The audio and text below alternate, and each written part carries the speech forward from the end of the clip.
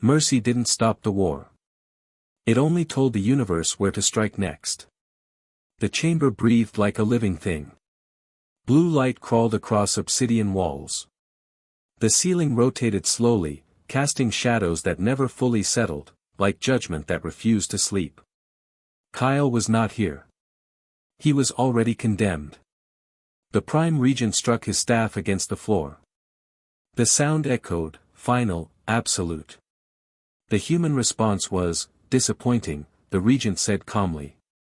They did not retaliate. They did not escalate. They hesitated. Low murmurs filled the chamber. Hesitation is weakness, one counselor said. The Regent's eyes shifted to General Kale, commander of the First Armada. And weakness, the Regent continued, must be corrected. Kale stiffened. He already knew. We will not execute Kyle, the Regent said.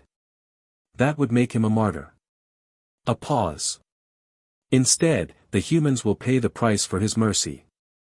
Silence. You will lead the strike, the Regent ordered. Target a region where their defenses are thin. Civilian heavy. Poor early warning coverage. Kale clenched his fist. This is not a war maneuver, he said carefully. No, the Regent replied. It is an example. Kale swallowed. And my son? The Regent's voice turned cold. He will live long enough to understand what his compassion costs. The decision was final. Kyle woke up to vibration. Not alarms. Not guards. Something worse. The deep frequency tremor of a fleet preparing for deployment. He sat upright, eyes sharp. He knew that frequency. First Armada. His breath slowed. No, he whispered. The walls hummed louder. Energy surged. This wasn't defense. This was punishment. And it was happening because of him. Rain hammered the base. Radar screens were clean. Too clean. Lieutenant Aisha ISA stood at the command console, arms crossed, unease crawling up her spine. This silence doesn't feel right, she said. A technician shrugged. If something was coming, we'd see it. The sky split open. Blue fire punched through the clouds. Then impact. The ground convulsed. Consoles exploded. Screams filled the room. Alindran ships tore through the atmosphere with surgical precision. This wasn't an invasion. It was a message. Defense arrays went dark one by one. Communication towers collapsed. Power grids failed. The city vanished into darkness. Aisha was thrown to the floor as the building shook. Civilian zones hit, someone screamed. Her blood ran cold. This wasn't strategic. This was deliberate. 15 minutes. That's all it took. The ships rose back into the clouds and disappeared. No pursuit.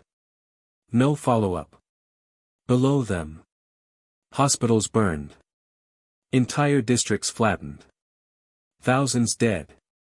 Aisha knelt in the rain, holding a wounded child who wasn't breathing anymore. Her hands were shaking.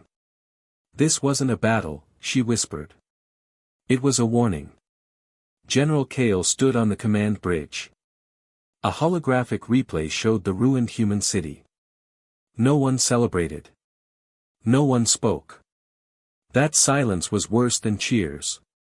Kale closed his eyes. He had followed the order. But the cost would never leave him.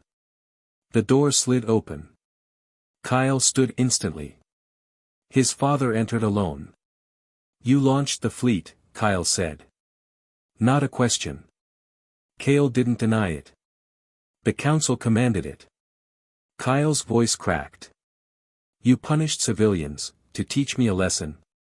Kale finally met his eyes. No, he said quietly. We showed you the truth. Kyle shook his head, fury burning through him. You turned mercy into murder. Kale's reply was brutal in its honesty. No. Power did. A long silence. Kyle's fists trembled. You didn't imprison me, he said. You just created your enemy. Kale said nothing. He knew it was true. Aisha stood among the ruins, staring at the night sky. No confusion left. No illusions. This war would not be stopped by restraint. Either humanity would break. Or it would change into something unrecognizable. Far away, on another world, a prisoner reached the same conclusion. 2 worlds. 1 decision. The war was no longer about territory. It was about who gets to define strength. And mercy had just been declared illegal.